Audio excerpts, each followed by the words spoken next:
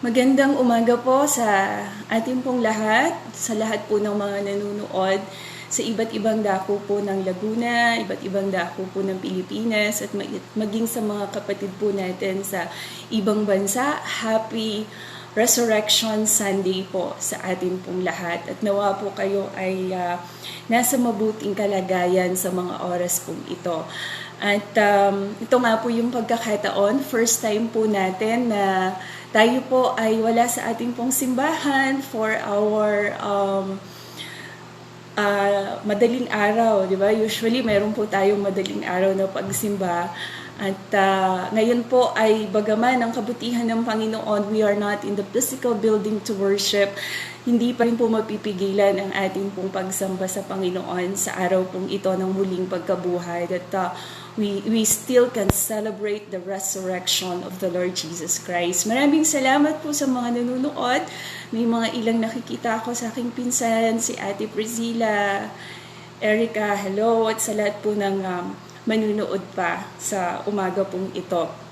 Ating pong pag-usapan ang salita po ng Panginoon that this is from 1 Corinthians chapter 15. Ito po yung account na napakahaba na diniscuss po ni Apostle Pablo doon po sa muling pagkabuhay ng ating pong Panginoong Jesus. Subalit, alam po ninyo ang muling pagkabuhay ay hindi po posible kung hindi po muna naghirap at namatay ang ating pong Panginoong Jesus. Ano po yung victory ng ating pong Panginoong Jesus sa resurrection, na ito rin po yung victory natin. This would not be possible without first the suffering and the death of our Lord Jesus Christ. Every single story of victory, lahat po ng kwento ng pagtatagumpay, there's always a price to pay. Ano po? Lahat ng klase po ng tagumpay ay meron po itong presyong binabayaran. Sabi ko nga po, victories does not come out of the vacuum. Ang tagumpay ay hindi po ito nangyayari ng basta-basta po lamang. Victories, most of the time, are the results of battles that are won. Ang tagumpay po ay, ito po ay bunga ng napakaraming mga laban, no, na pinagtagumpay po natin. At sabi nga natin, hindi natin masasabing tayo mananagumpay kung wala po tayong digmaan na pinanggalingan o hinarap. Maging ang usapin po ng kasalanan ng tao sa Diyos ay meron po itong karampatang kabayaran upang mapapanumbalik ang relasyon po ng isang makasalanang tao sa isang kabanal-banalang Diyos. So, ngayon pong umaga, bago po tayo tumuloy doon po sa pinaka-core ng message po natin, which is His victory, yung katagumpayan ng ating Panginoong Jesus ay ating din pong katagumpayan. Gusto ko pong bumalik muna po tayo saglit, no, doon po sa mga nakaraang araw dito po sa Holy Week na tayo po ay nagbulay-bulay nito pong mga nakaraan. And first time nga po na walang mga nangyaring mga public religious expression kasi lahat tayo karamihan ay naka-lockdown, nasa loob po ng ating tahanan. Ganun pa man, ako po ay naniniwala na yung ating pagbabalik tanaw, pagninilay-nilay, hindi po nahadlangan ng ating pagka-lockdown sa loob po ng ating tahanan. So, gusto ko lang pong balikan saglit yon para mas makita natin, mas ma-appreciate natin yung resurrection. No? Kasi without, sabi ko nga po kanina, there would be no resurrection kung wala muna po yung paghihirap, kung wala muna yung suffering and death of the Lord Jesus Christ. So, bago po tayo dumako doon sa victory, tignan po muna natin yung atin pong mga nakaraang araw, kung ano yung pong pinagdaanan ng ating pong Panginoong Jesus. We will be talking first about Christ's humiliation before Christ's exaltation this morning. So, yung pong humiliation, yung sinasabi po dito, just like yung mga napanood po natin, itong nakaraan, The Life of Christ, Passion of Christ, o kung ano pa man po yung napanood po natin sa television, ang lahat po ito ay tumutukoy po doon sa suffering and death of the Lord Jesus Christ on the cross.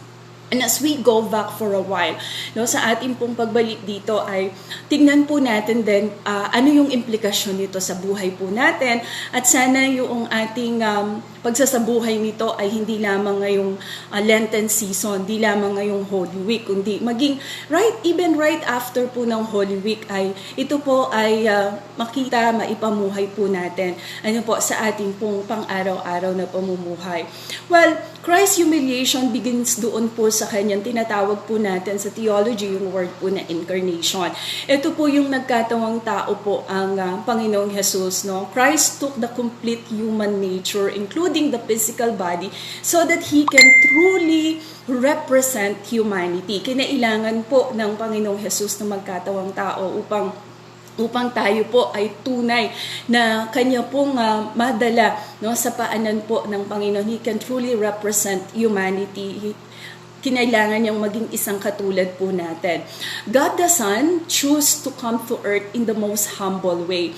In Philippians chapter 2 verses 5 to 11, it gives us, actually ito po ay parang pinaka-summary of what and how ang ating Panginoon, kung paano ang ating Panginoon, ang sabi po doon sa mga talatang yun, bagamat siya ay Diyos, hindi siya natili na maging kapantay ng Diyos, bagkus siya ay nagkatawang tao, namuhay na katulad po natin, even in the form of a servant, ang sabi po doon, yun po yung ginawa ng ating pong Panginoong Jesus upang tayo ay matubos sa kasalanan. Kinakailangan po niyang maging isang katulad po natin o mas mababa pa sa katulad po natin.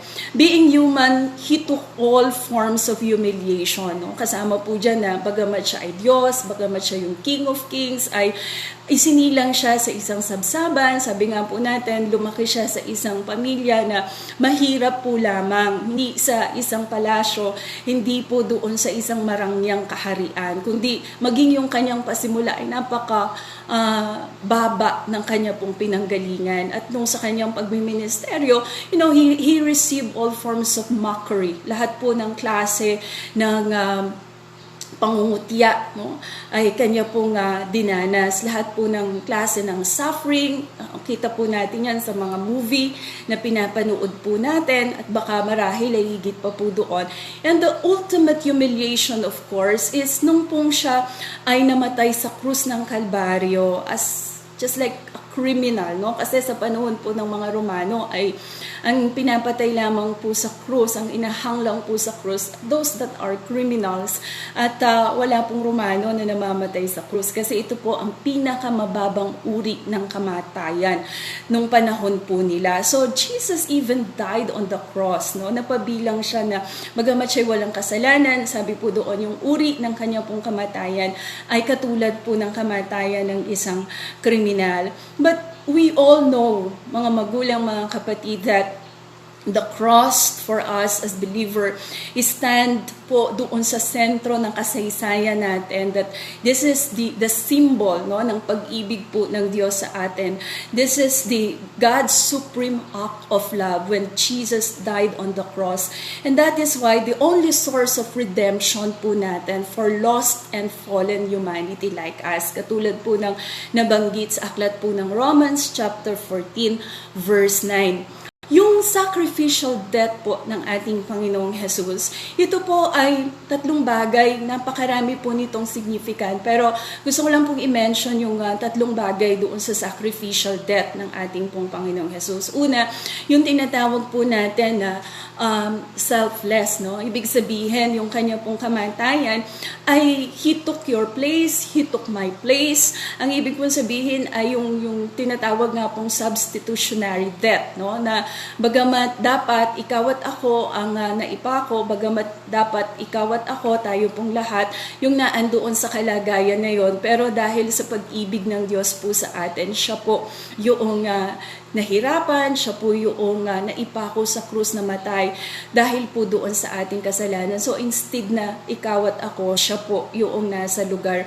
natin. Pangalawa, yung lagi po nating naririnig, yung unconditional love of God, yung pag-ibig po ng Diyos na hindi po namimili. Yung kamatayan ng Panginoong Jesus ay para po ito sa lahat. Hindi po ito para doon lamang po sa makasalanan, kundi para po ito lahat po tayo, kasi sabi po ng Bible ay wala pong sino man ang nakaabot doon po sa pamantayan po ng Diyos. Wala pong sino man ang walang kasalanan. Lahat po tayo, whether you think that you are good, whether you think that you are religious, kapatid, kasama ka doon sa mga kailangang pagbayaran ng Panginoong Hesus na kasalanan. So that lahat po ng lumapit sa Kanya, manampalataya, hindi rin po namimili ang Panginoon. Sapagkat ang pag-ibig na ito ng Diyos ay inaalay, ibinibigay po. It is an invitation for every one of us who is willing to accept and trust the Lord doon po sa Kanyang pagmamahal po sa atin. At pangatlo, ito po yung napakaganda na lagi po nating naririnig na tinuturo, maging po ng mga theologian, na yung death of Christ, the sacrificial death of Christ po on the cross, ay ito po yung nag-meet doon po sa kahilingan ng Diyos bilang isang banal na Diyos. It shows us the justice and the mercy of God. Sabi nga po ng maraming mga aklat na tinuturo po sa pag-aaral po sa Biblia, it is at the cross where the justice and the mercy of God kiss each other. Kasi ang justice ay yung po bang ang Diyos ay banal, ang Diyos ay perpekto, at ang tao ay nagkasala, at yung kasalanan po na yon ay meron pong kabayaran, at yung kabayaran po na yon ay kinakailangan pong ito ay maialay, ito po ay maibigay upang mapatawad ang kasalanan po ng tao. So therefore, makikita po natin doon na dahil banal po ang Diyos, kinakailangan ng isang alay, at yung alay po na yon to meet the justice of God ay ibinigay po ang ating Panginoong Hesus also as a symbol of God's mercy. Nasa halip, sabi ko nga po kanina, nasa halip na po na tayo, siya po yung naandoon sa ating pong kalalagayan. Alam niyo po sa kasalanan po kasi natin, sa kasalanan po ng tao, there is an appropriate offering para ito po ay magkaroon ng kapatawaran. At yung ating pong mga alay, kailanman ay hindi po sasapat doon po sa pamantayan po ng Panginoon. This appropriate offering does not depend on our good deeds. Gaano man po tayo kabuti, hindi po ito sasapat. It does not depend whether you are a member of any religious organization, ikaw ay may relihiyon o whatever, hindi po ito sasapat. Hindi po ito sasapat doon sa standard po ng Panginoon. It does not depend on our status ko, whether ikaw ba ay edukadong tao, may pinag-aralan o wala, whether you are economically capable or not, whether you have power or influence dito po sa mundong ito. Pagsamasamahin man po natin ang lahat ng iyon, hindi po iyon sasapat because the law requires an appropriate payment for our sin, at wala pong iba kundi yung Panginoong Hesus lamang po, because the appropriate payment for that, it requires po a spotless offering whose blood is unblemished and untainted by sin, and that is why God sent His Son. Kaya ibinigay po ng Diyos ang Kanyang bugtong na anak para sa atin upang maging kabayaran ng ating pong kasalanan, because none of us, wala pong isa man po sa atin ang makakamit doon po sa just requirement ng Panginoon at doon po sa appropriate offering, ng kahingian para po sa kabayaran ng ating pong kasalanan. So, His Son, the Lord Jesus Christ, has to die on the cross on our behalf. So, as we reflect on that, sa ating pong pagninilay-nilay noong mga katotohanan po na yon na akin pong nabanggit, ano po iyon? What is ang tanong now is, ano ba yung implikasyon po noon sa atin ngayon, especially during this time of crisis, especially during this time of global pandemic crisis po due to COVID-19. Alam niyo po, magandang tingnan po natin iyon. Sabi ko nga, before I will go to the resurrection part, magandang tingnan po natin kasi ngayon nasa lockdown po tayo, walang trabaho ang karamihan. Ang sa atin po minsan, ang concern po natin, yung tinatawag pong self-preservation, di po ba? But as we are trying to protect ourselves, as we are trying to survive dito po sa sitwasyon po na ito ng COVID. Yung pong sakripisyo ng Panginoong Jesus para po sa atin, sana ito rin po yung magtulak po sa atin sa mga pagkakataon pong ito to reach out to the need of others. Na although iniisip po natin yung ating self-preservation in our own little way, no? Hindi lamang po yung sarili po natin ang dapat po nating iniisip sa mga panahon po na to.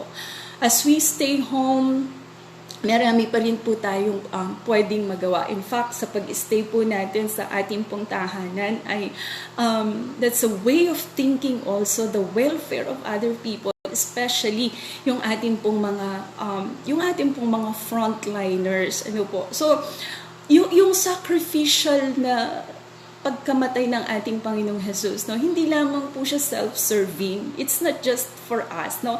That's one thing na tayo po ay iniligtas ng Panginoon. But that as we look at the cross, there's always what we call the horizontal and the vertical relationship.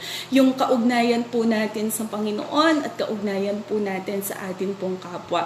So during this time of COVID, sana ay alam niyo yun, mangibabaw din po sa atin not just self-preservation, but mangibabaw din po sa atin yung pong pagmamahal, yung pong pag-alala sa ating pong mga kababayan na nagsasakripisyo para dito, yung mga frontliners natin that, you know, even in our little way, ay makatulong po tayo sa kanila. It doesn't need to be big. It doesn't need to be publicized. It doesn't need to be in the social media. In our own little way, we can still remember those people. We can still remember yung ating pong kapwa during this time of COVID. Kasi yun yung ipinakitang halimbawa po ng ating Panginoong Jesus sa atin. Self-sacrificing, it's not self-serving. Especially during this time po ng ating pong sitwasyon, ano po. And if even in sa ating pong panahon, sa ating pong kalalagayan sa oras pong ito, during these trying times of pains, of suffering, and sometimes death around us, we need to remember that we are not alone. No? Hindi po tayo nag-iisa sa ating pong laban po na ito. In fact, because of the suffering, because of the death of the Lord Jesus Christ, Jesus can empathize with us. I believe God is also saddened sa nangyayari po sa atin pong sitwasyon globally. You know, if you can feel the heart of God, the heart of God, I believe at this moment, is also grieving seeing us in this situation. I believe God is also saddened in our crisis right now. But the thing is, napakasarap pong isipin, lalo na nitong fresh pa sa atin, no? Binalikan natin yung mahal na araw, that because Jesus suffered, He can empathize. He can truly understand what we are going through right now. So if you are suffering out there, kung ikaw nanonood ka ngayon, meron kang pinagdadaanan, God is with you. Jesus can relate to you right now. Hindi ka nag-iisa. Kasama mo ang Panginoon. He truly understands your weakness. He understands your fear right now. Marahil ang Panginoong Yesus po ay being human during those times. Especially when He was agonizing in the garden of,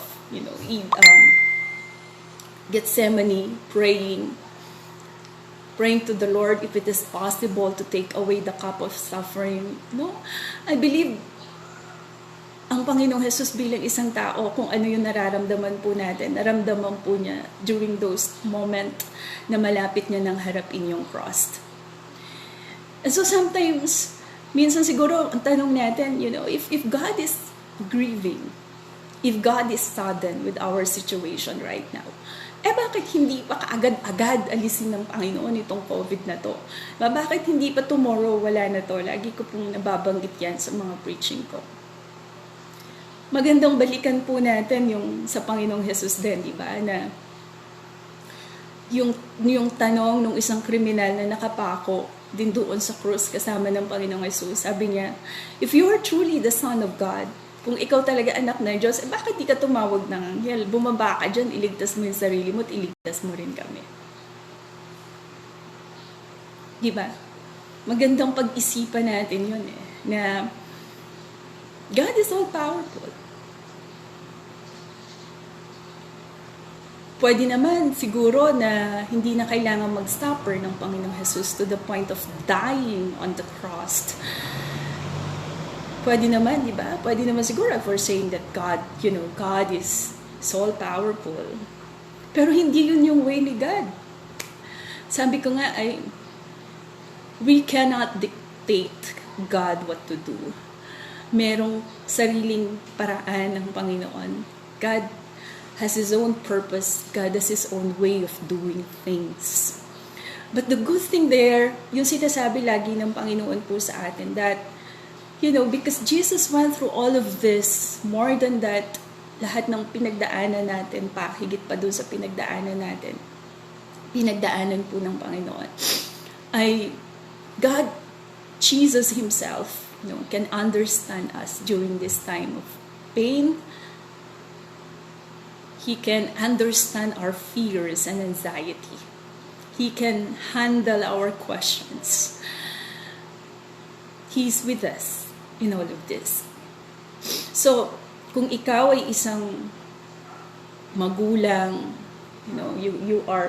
meron kang mga alinlangan, iisip mo paano kayo ng mga anak mo, paano kayo magsusurvive, you're thinking about your work after this, you're thinking about the future after this, if you are a frontliner right now watching, and you have a lot of fear,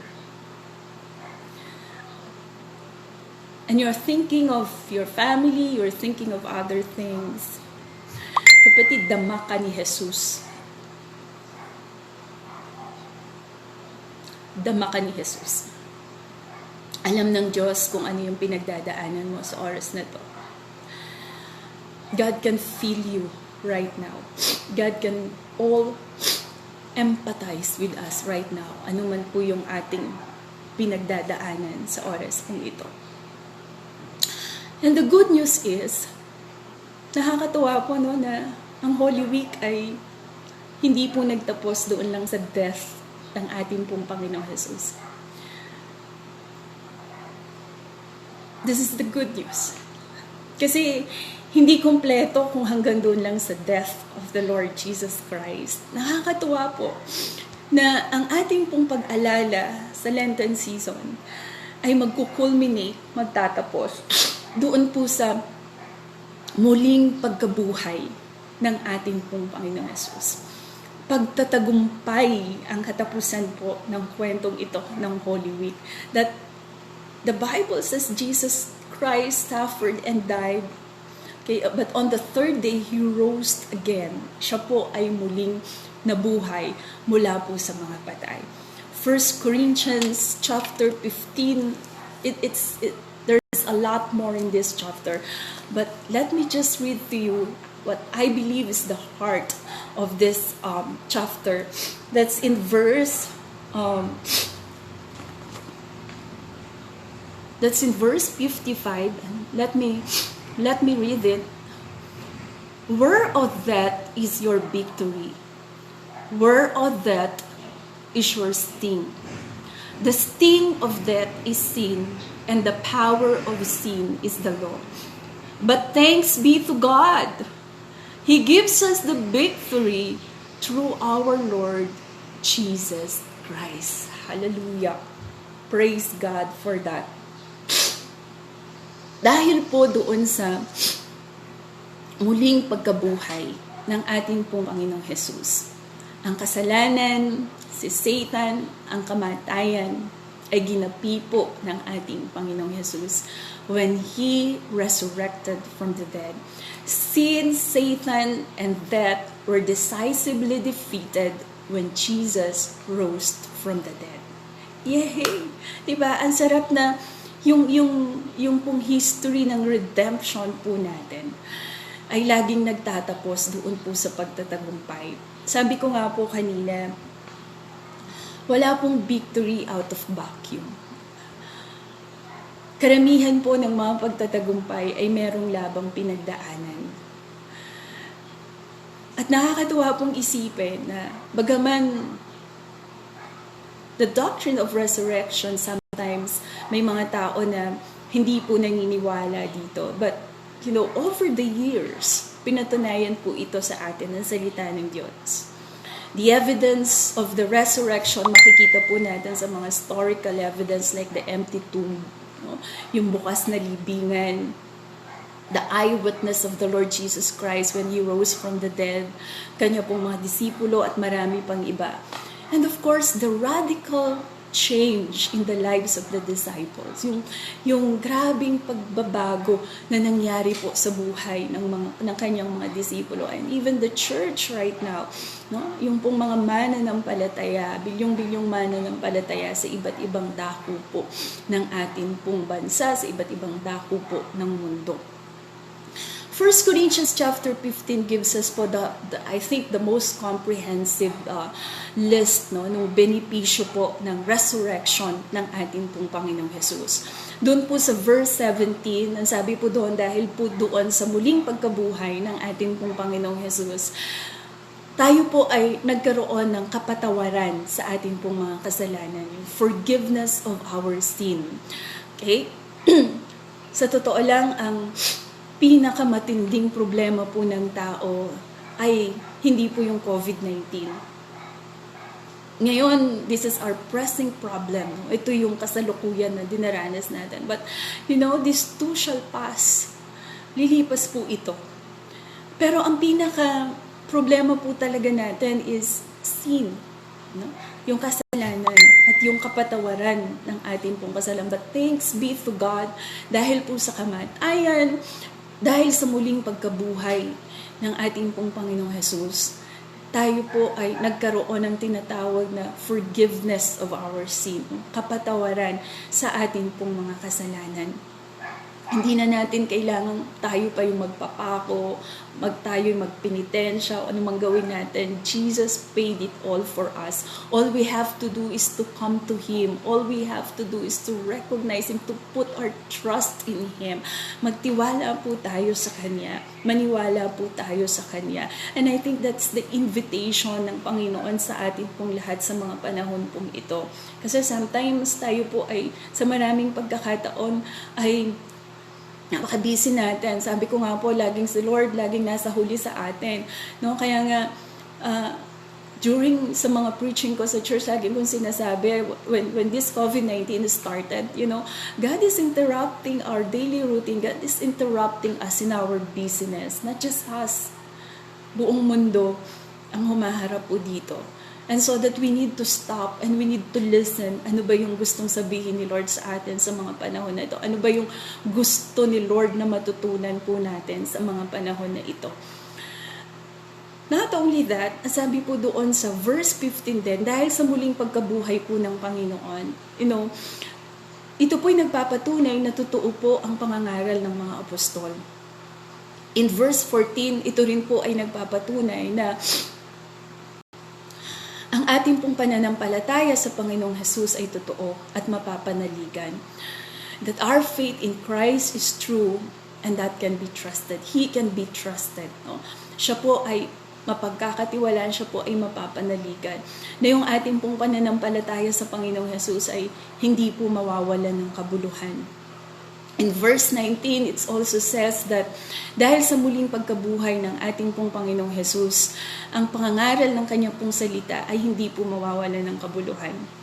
Kanina po habang ako ay nagbubulay-bulay bago pong magsimula ang preaching na ito. Sabi ko, nakakatuwa ang Panginoon. Talagang waymaker si God. He is a waymaker. You know what, why? Because right now, more than ever po, no? Dati, naandoon po tayo sa pagka po Easter Sunday, Resurrection Sunday, di ba? Naandoon po tayo, we are in our own local churches, worshiping together, na masaya din yon. Pero sa ganito pong pagkakataon na we are not allowed to do that dahil po sa ating sitwasyon. You know, more than any time in the history, the social media has been the platform for preaching the gospel. Hindi lamang po yata tayo, lahat po ng religious sector, no? Yung kanilang expression sa mga panahon pong ito, most of the time ay ito po ay nasa social media. And now more than, any time in the history, the social media has been a platform for sharing the word of God. Sabi ko nga po kanina sa aming pong panalangin, ang salita ng Diyos, whether nasa lupa o nasa airwaves, gumagawa ng kaparaanan ng Panginoon upang maiparating sa lahat, upang makapakinig ang lahat, upang hanggat merong binibigay na pagkakataon ng Diyos sa atin na tayo po'y lumapit sa Kanya, we can still do so during this time. So dahil sa muling pagkabuhay po ng Panginoon, itong ginagawa natin ito ng pangangaral ng salita po ng Diyos, hindi po ito mawawalan ng kabuluhan. At ang sabi po ng salita ng Diyos, the word of the Lord shall not return to Him in void. Hindi po babalik ang salita ng Diyos ng walang bunga. It will accomplish its purpose. Gagawin nito ang layunin ng Panginoon sa ating buhay. At sana sa oras na ito habang ikaw ay nanonood, sana sa oras na ito, habang naririnig mo ang salita ng Diyos na ito, anuman ang iyong sitwasyon, anuman ang iyong pinagdadaanan, I pray that even right now, anuman ang layunin ng Panginoon sa buhay mo sa oras na ito, I pray that the power of God, even right now, ito ay kumilos na, gumagawa na sa iyong buhay sa pagkakataon na ito, in Jesus' name. Even right now, I did not plan for this, but I just feel that the Lord is impressing this into my heart, that even right now, if you need healing, in the name of Jesus, the word of God brings healing. So in the name of Jesus right now, if you need healing, just claim it. Claim it. There is power in the name of the Lord. There is power in the word of God. So that even right now, you need healing emotionally, you need healing spiritually, you need healing physically, whatever it is that you need right now. In the name of Jesus, I pray for you right now. Ikaw na nanonood ngayon, nakakarinig ngayon sa pangalan ni Jesus, I just pray that in Jesus' name, claim it, receive the healing right now in Jesus' name, and claim it by faith that you are healed in Jesus' name. In Jesus' name. Thank you, Lord. Thank you, Lord, for that. No, faith comes by hearing. Ang sabi po dun sa salita ng Diyos, Romans chapter 10, verse 17, ang pananampalataya ay nagmumula sa pakikinig at pakikinig ng salita ng Diyos. That's why thanks be to God. Wala man po tayo sa ating mga churches, wala man po tayo sa isang physical building, the Word of God can still be heard. No? Ang salita ng Diyos ay naririnig pa rin sa lahat ng dako, sa iba't ibang dako po ng lugar. Hindi lamang po dito sa Pilipinas, maging mga kapatid natin na naandyan po sa ibang bansa na nanonood po ngayon. Maraming salamat, and may the Word of God minister to you right now. Anuman yung pangangailangan mo sa oras na ito, kapatid, nawa ang salita ng Diyos ay umabot sa iyo, at habang naririnig mo ito, ang panalangin ko na ang Diyos ay gumawa na sa iyo sa oras na ito sa pangalan ni Jesus. Salamat sa Panginoon.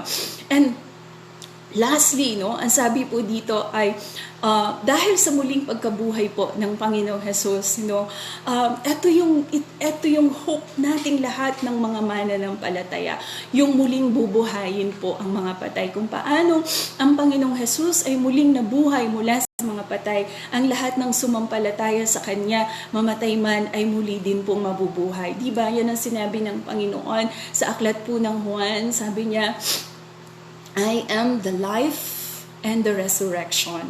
Ang sino mang sumampalataya sa akin, mamatay man, ay muling mabubuhay. Alam nyo, minsan, ang pinakakinakatakutan po ng tao ay kamatayan. Tama po ba?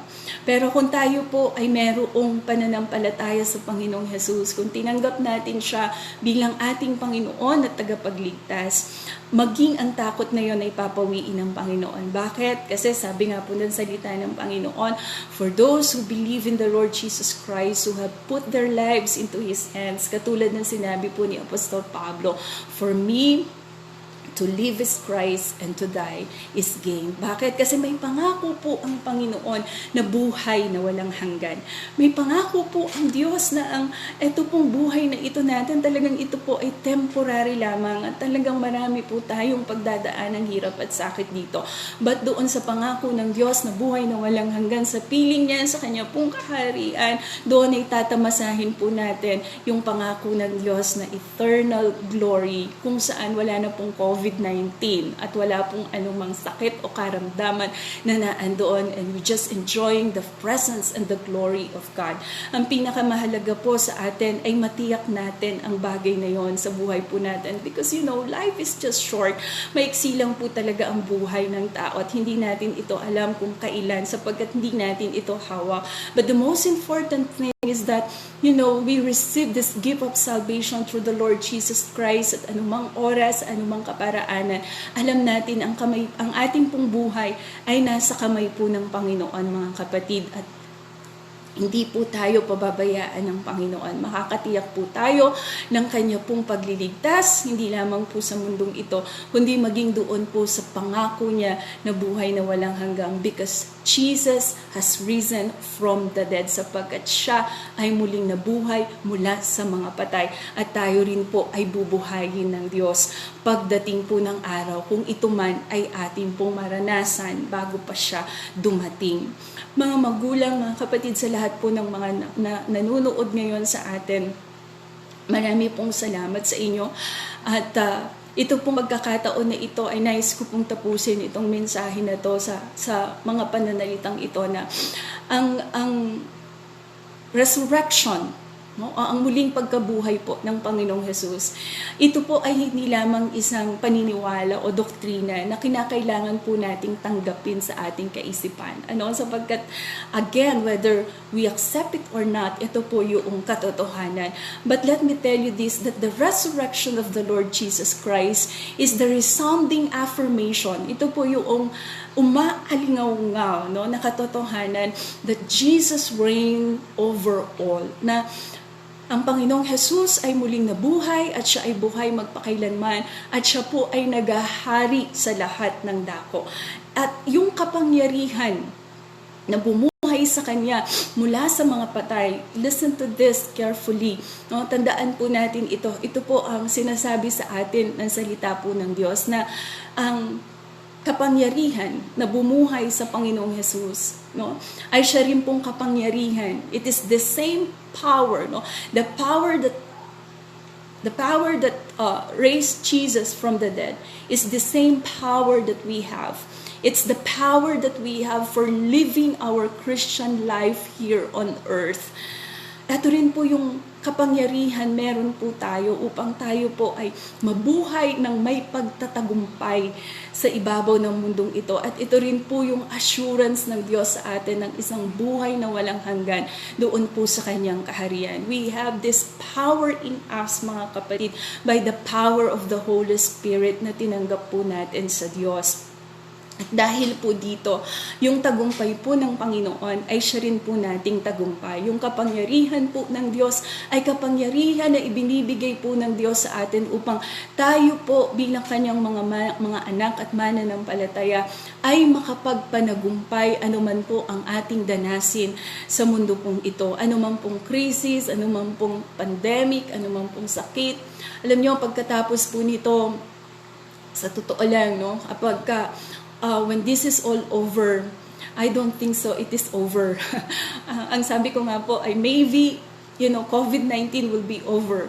There will be a time na sasabihin ng Panginoon, okay, enough na, wala niyan. But after that, isang haharapin din po ng buong mundo, yung tinatawag po nating economic crisis, global economic crisis, di ba?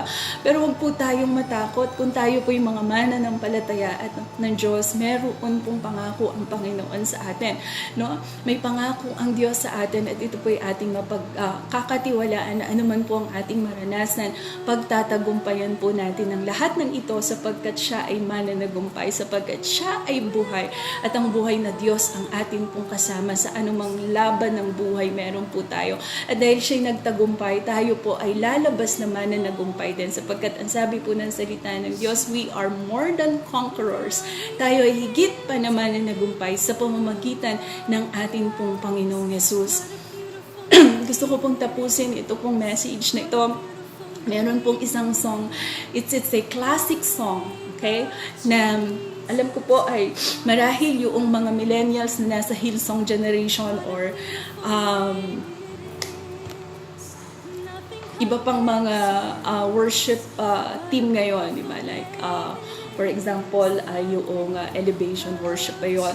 Maybe you're not familiar with this, pero ito po ay, it's a very classic song. And don't worry, I will not sing it, but I will just tell you a portion of the message of the song. At alam ko po, yung mga 90s dyan na mga kabatch ko, mga 90s, diba? Alam po natin ito pong song na to. Kasi nung ako po yung makakilala sa Panginoon ay naririnig ko na po itong song na to na palagi pong inaawit. And you know, it's not just a song, it's a wonderful truth of the Word of God na ating pong patuloy na panghahawakan hanggang sa panahon po ngayon. Ang sabi po doon sa song na yon, because He lives, I can face tomorrow. Dahil siya ay buhay, kaya kong harapin. Ako'y walang takot na harapin ang bukas. Sabi po doon, because He lives, all fear is gone. Dahil siya ay buhay, ay lahat ng takot. Alam nyo, yung makaramdam po tayo ng takot is part of being human. Diba? Bahagi po yan ng pagiging isang tao natin. But for us, sa ating pong mga mananampalataya, nagtitiwala sa Panginoong Hesus, nagbigay ng buhay sa Panginoong Hesus, no? Hindi po yung takot ang kailangang mangibabaw sa atin, kundi yung pagtitiwala po sa Panginoon. Sapagkat kapag nandoon ang pagtitiwala sa Diyos, pinapawi po nito ang lahat ng takot sa ating puso at pinapalitan ito ng kapayapaan na nagmumula po sa Panginoon. Next, sabi po doon, and because I know He holds the future, and because I know He holds the future, and life is worth the living just because He lives. Sapagkat aking nalalaman, ang sabi po ng awit, hawak niya ang bukas sa kanyang mga kamay. Alam nyo, marahil hindi lamang po ako, kundi ang bawat isa po sa atin ay marami pong tanong.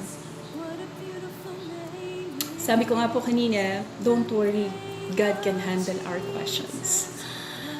God can handle those difficult questions. Marahil meron po tayong mga pag-iisip, di ba? Right after this, what's gonna be next? Ano ba ang susunod? But as we go back, no? Sabi ko nga po, it's natural to think that way sometimes because, you know, we are human. Tayo po'y tao lang. But, as we go back to what the Lord has done for us, lagi yun po yung pundasyon na babalikan po natin. Yung ginawa ng Diyos para sa atin. Yung ginawa ng Diyos para sa iyo at para sa akin. Para sa atin po lahat kung tayo'y magtitiwala sa Kanya. He lives and He lives forevermore. Siya po ay buhay at mananatiling buhay magpakailanman. Kaya naman siya na buhay na nakakita na po ng araw ng bukas.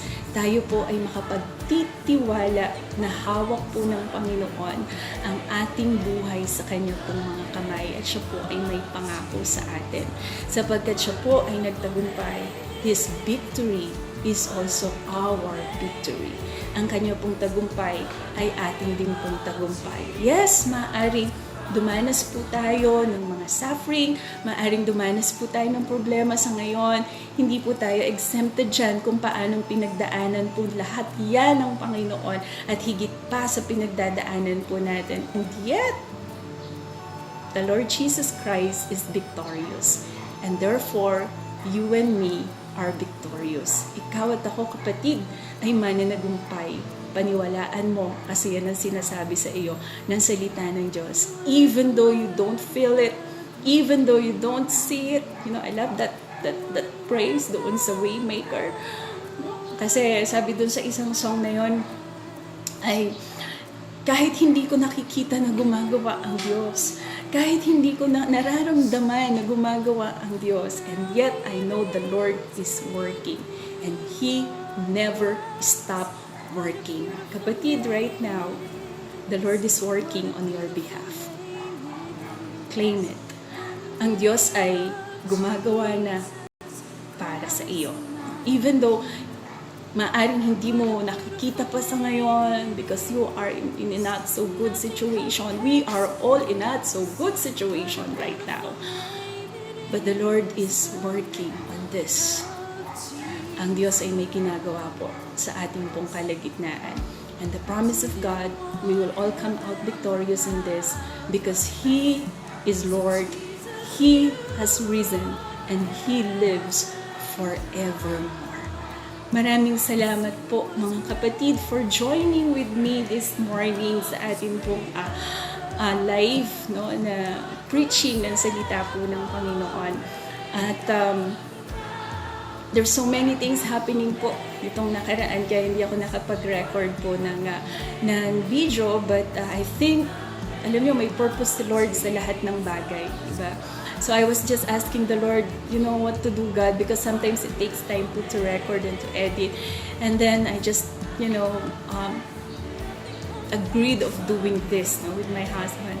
And sabi ko, sige na nga, maybe the Lord really has a purpose for this video. So maraming salamat po, and I would like to, mamaya po, babasahin ko yung